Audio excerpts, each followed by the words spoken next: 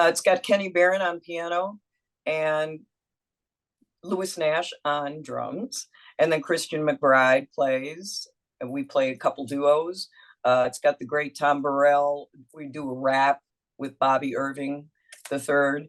It's called Not the Song I Want to Sing, that Tom and I sort of worked on. He did most of the poetry. I filled in here and there, a couple things together. We collaborated, and it was a project about 3 years in the making, released in 2019. Still going pretty strong on Origin.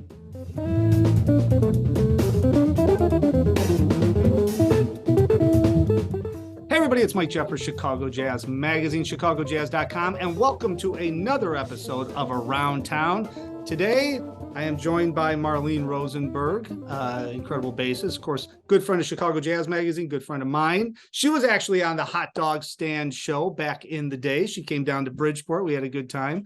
But now we are on Zoom, modern technology here in 2023, and she's got two incredible shows coming up. One being this Sunday, January 15th at Space in Evanston, and it's the Marlene Rosenberg Strings Quartet. We're going to talk about that. And then she has another gig coming up at Winter's Jazz Club, January 25th. And that is actually a tribute to the music of Herbie Hancock, Horace Silver, and Oscar Peterson. So Marlene, great to see you virtually. Great to have you on the show. And man, you are busy as usual. Great to see you, Mike. Thank you so much for having me on the show. This is always fun. Well, so let's talk a little bit about this show coming up on Sunday, January 15th. It is doors are at 6, shows at 7 p.m., EvanstonSPACE.com. Now, this is a very interesting title for the show. And so I'm curious to hear all about this. I know the guys in the group. So let's talk first off, Marlene Rosenberg Strings Quartet. What's happening here? This sounds exciting. I know. Well, I wish I had more. It was sort of an idea, people, what do you want to call it? So each group, I have a different name. So originally and still, Scott Hesse, guitarist, is part of the group, but he couldn't make this. So we do have piano. Now, piano has a ton of strings. And, bass has strings. And then there's drums because it's Paul. Right. And then there's Mark Feldman, who's this amazing violinist. So I thought, well, strings. And eventually I'm going to write for strings. I've been sort of working on it, practicing, and I'll have a quartet that'll follow or work with us. Well, first of all, so you've got Paul Wertico on drums. Correct. Incredible, right? And I know you've played with him for years and years and years. Mark Feldman on violin, Jim Trompeter's on piano, and yourself on bass. Well, actually, Jim is not playing. Something came up that he couldn't pass. Okay. So we've got Jake Shapiro, which is a young pianist. Awesome.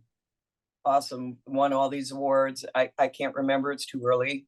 And 2018, I think, a Thelonious Monk competition. He's a Dr. Shapiro. He got his doctorate in entrepreneurial business from Miami Frost School of Music.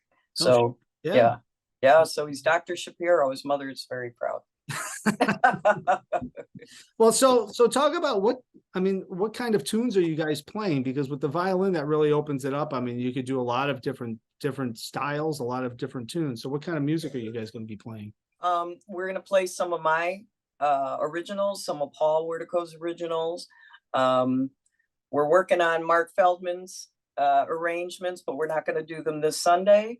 We could do The Sky's the Limit. Some of it's going to be bebop, some of it's going to be a little free, but don't worry, people, it won't be, too random. And a lot of tunes from my MLK Convergence CD, because the next day is Martin Luther King Jr.'s birthday. So in celebration and honor of that, we're going to do some of my tunes and have some CDs for sale and, that kind of good stuff. Talk a little bit about that recording, because it came out, you and I never really talked about it because I think it came out and the pandemic hit and all this other stuff. Of course, it's available at Marlene music.com. So everybody head over there. Talk a little bit about that, because that was quite an undertaking that you put together, and it's an incredible recording. Oh, thank you. It's got Kenny Barron on piano and Nash on drums, and then Christian McBride plays, and we play a couple duos. It's got the great Tom Burrell. We do a rap with Bobby Irving III.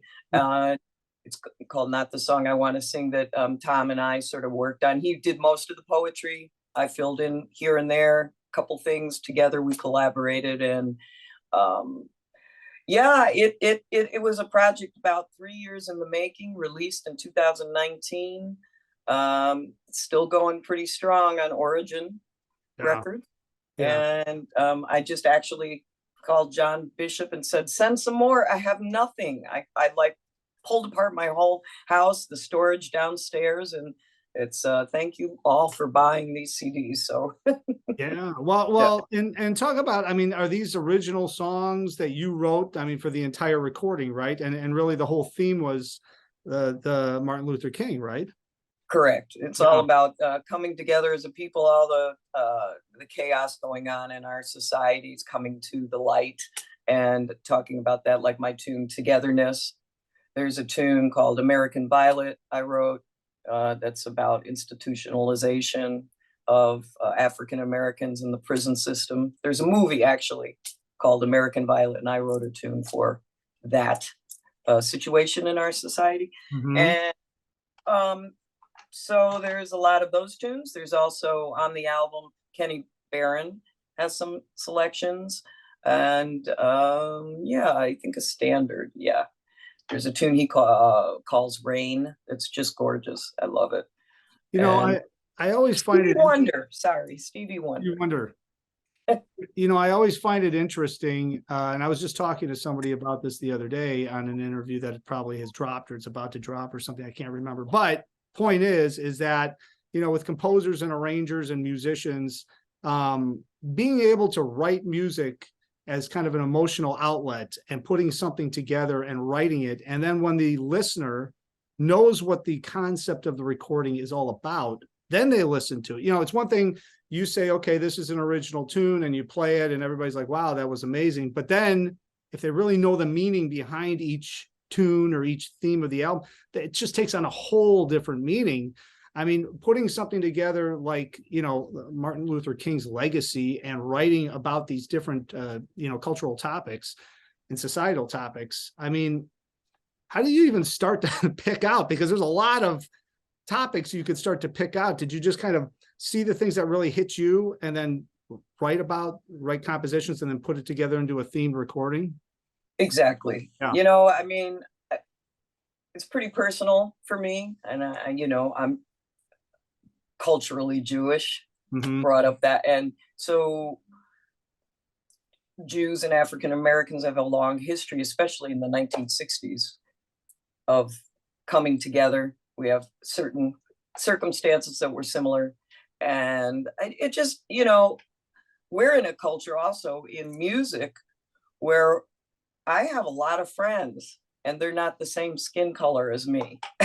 And all the things that happen to them, it's just abominable. Yeah. So I had to speak my heart. And so I wrote sort of in the 60s kind of feel, or I looked for tunes like Stevie Wonder, you know, and thought about that kind of thing. We talked about it when we were recording with Kenny and Lewis, and had a lot discussions about it. Lewis was helpful in getting me to continue over this 3-year trying to, you know, pull it together and get the money and that kind of thing. I fund it. It's self-funded. All my, you know, pretty much, except for my, you know, fans that helped. So yeah, that's pretty much. And I thought 60s, okay, what can I do with a beat like that, or not, you know, because when you're writing, you never know what's going to come out. You go for something and it comes out completely different. You know, I go for an apple and it becomes an orange, but, you know, hopefully within the structure. Well, and also when you have all those heavy duty people in the studio. You walk in with stuff, and then the input I'm sure you're getting from everybody, even if you sent out advance, copies and stuff. I'm sure they're like, well, Marlene, I'm hearing it this way, or I'm hearing it that way, or why don't we do this or that? I mean, but that's the whole collaborative part of the entire situation. And that's the beauty of getting people together and everybody working together rather than somebody just being a dictator. I mean, the best music comes out of that kind of a situation. Exactly. And who am I gonna, Kenny Barron says something, yes, that sounds great. Yeah. Christian says, I think, okay. And I asked them for feedback, obviously, and they worked on my crazy tunes, and and they were sort of in process anyway, and aside from me being so excited and nervous and just completely floored and happy, to have them be part of it was amazing. And you've known them for years too. You've played with Kenny, you've played with Lewis, you've known Christian for a long time. So it wasn't like you just hired these guys to come in and work. I mean, there's a relationship there, which totally helps the whole dynamic of the composition and the arranging and the whole interaction and everything else too. So. Absolutely. Yeah. 20, 25 some odd years of knowing each other and, passing paths. So yeah, that's true. Yeah. All right. So first gig, January 15th, Space in Evanston, Marlene Rosenberg strings quartets.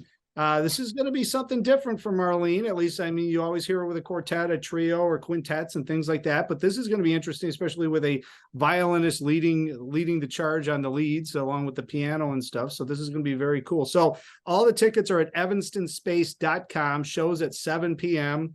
this Sunday, January 15th.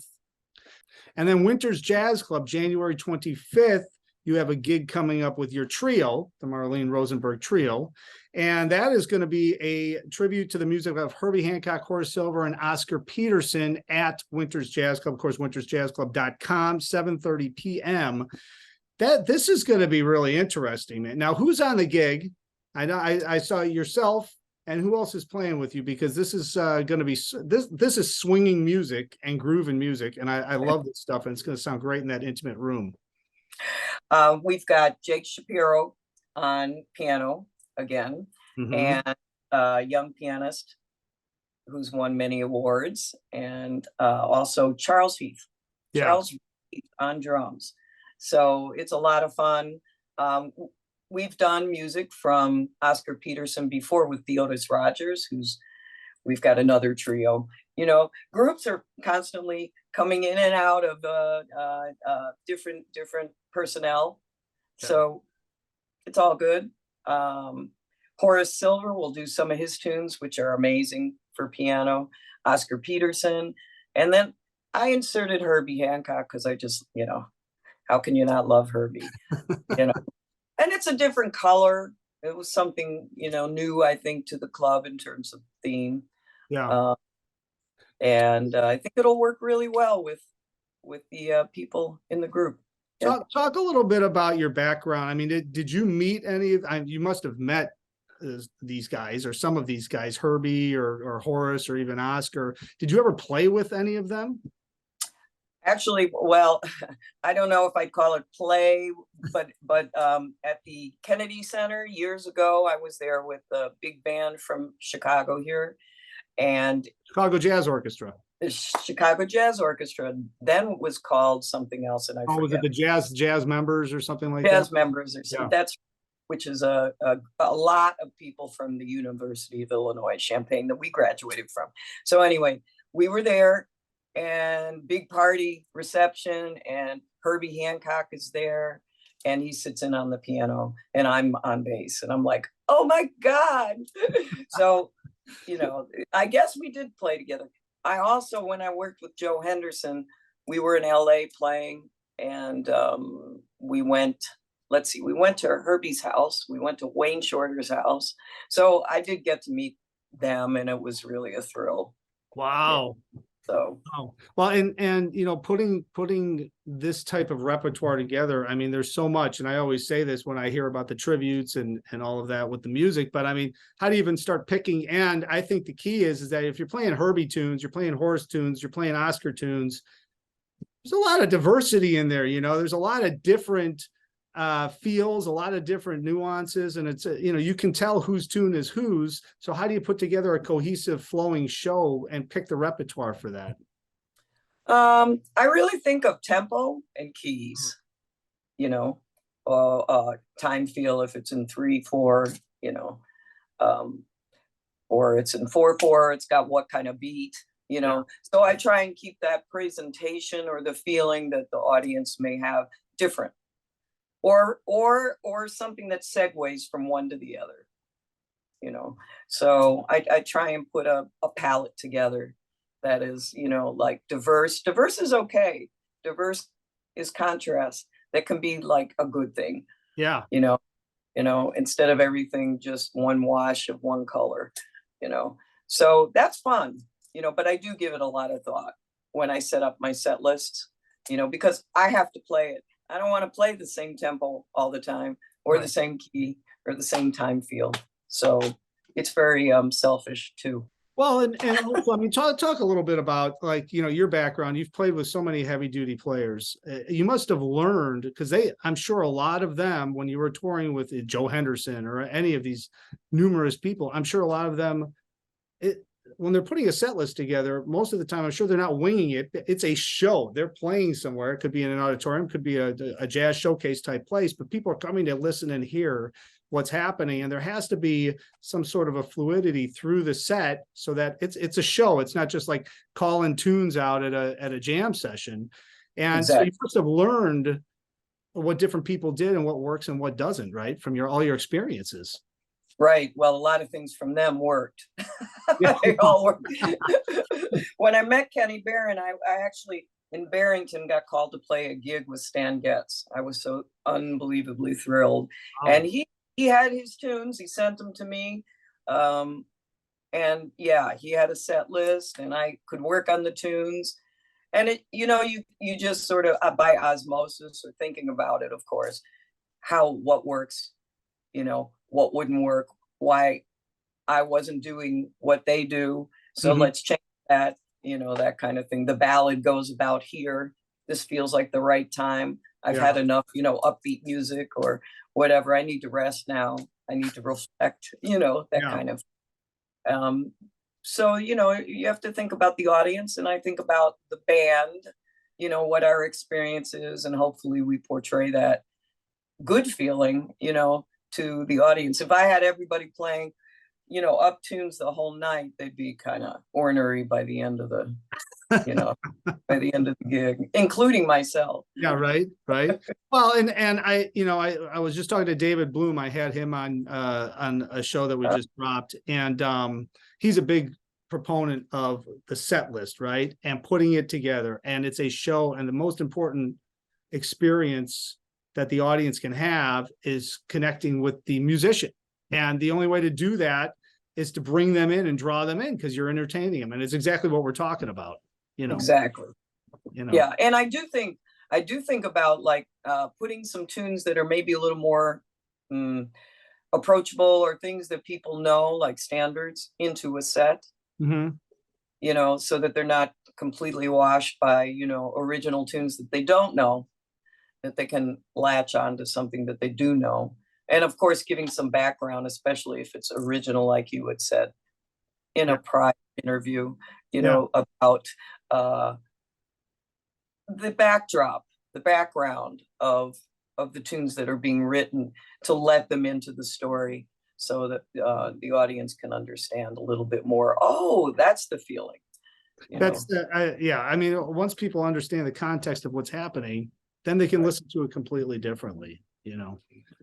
Like I played it, I just wrote, and then this will happen at Space, and it'll probably happen also in honor of my father who passed in late October. I wrote a song, and we'll play that.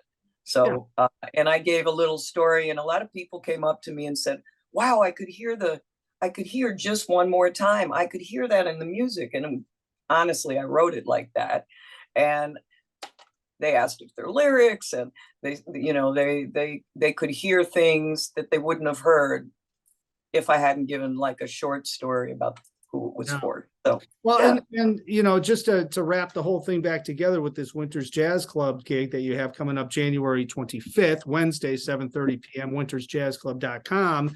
But, I feel like even a lot of the standards that have been around for 100 years, it's a standard. Okay, everybody knows that tune and they like it because they know the tune.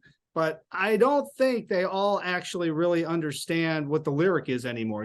50 years ago, they might have, but if somebody actually sat and said, okay, this is called Night and Day, and this is why it's called Night and Day, and this is what the lyric is about, people would listen to it completely differently. But, I get why people don't do that all the time, but it's just a different way of connecting with the audience, where all of a sudden that would just open them up and go, no kidding. I mean, I've heard Spider do that, Spider Saloff do that, and she talks about the tune, and then you hear the lyric and you're like, oh yeah, I've played that tune a million times, but I never thought of that because that's exactly what the tune's about, So it's interesting. You could do it with all different styles of music, and it's there's meanings, but if the audience is not familiar with it, then it's a different listening experience. It's kind of interesting. That's true. That's true. And that will happen with younger people, but then, the older people, they go, oh, Night and Day, I know that song, we got married to it, or, Right.